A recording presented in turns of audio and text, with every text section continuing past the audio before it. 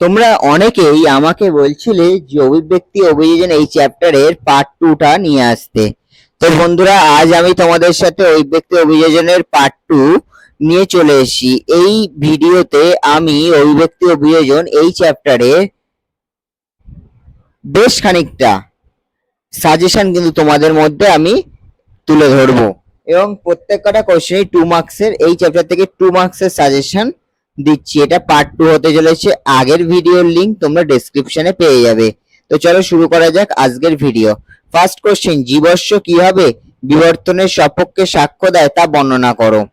জীবাশ্ম থেকে প্রাণীর ক্রমবিকাশের যেসব প্রধান তথ্য জানা যায় সেগুলো জীবাশ্ম পরীক্ষা করে পৃথিবীতে ওই জীবের বসবাসের সময়কাল, দৈহিক গঠন, অতীতের পরিবেশ সম্বন্ধে ধারণা করা যায়।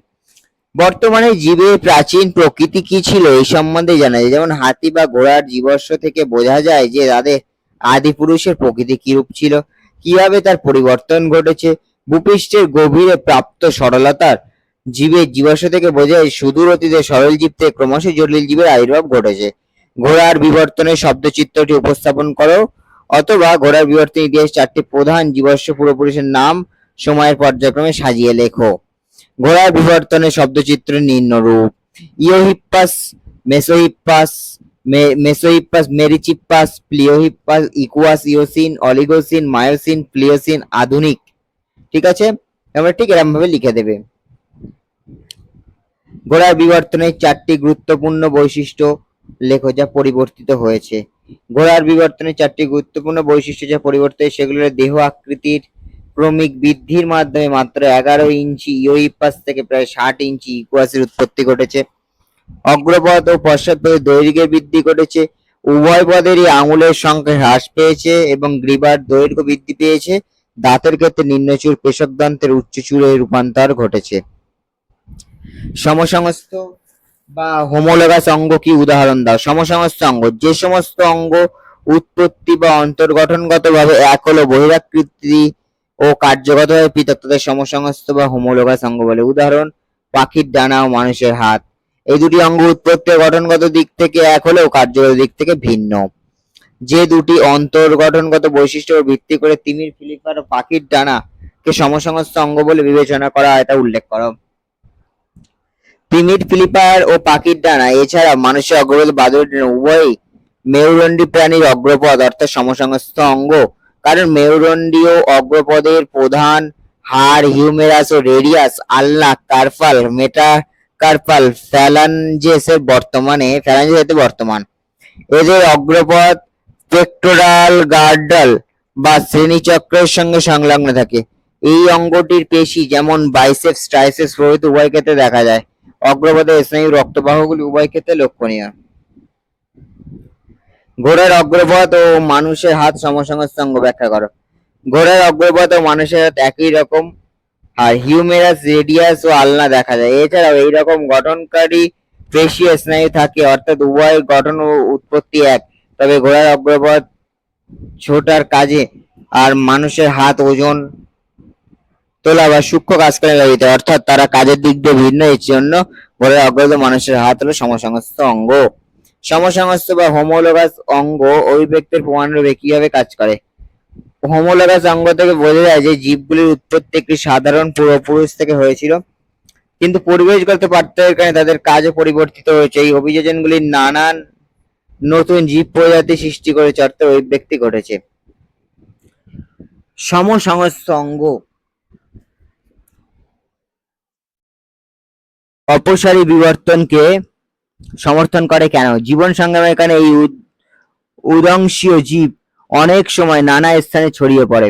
নানা স্থানে পরিবেশে বিভিন্ন রকম হয় বলে তাদের অভিযোজনও ভিন্ন প্রকারের হয়। তাই এই জীবগুলি বিভিন্ন অঙ্গের মধ্যে উৎপত্তিগত ও অন্তর্গঠনগত মিল থাকলেও কাজ ও পরিবেশ অনুযায়ী বহির্গঠন ভিন্ন হয়। এই ধরনের অঙ্গগুলি হলো সমসংস্থ অঙ্গ। তাই যে সমস্ত অঙ্গ অপসারী বিবর্তনকে সমর্থন করে। সমবৃত্তীয় বা অ্যানালোগাস অঙ্গ কি উদাহরণ দাও।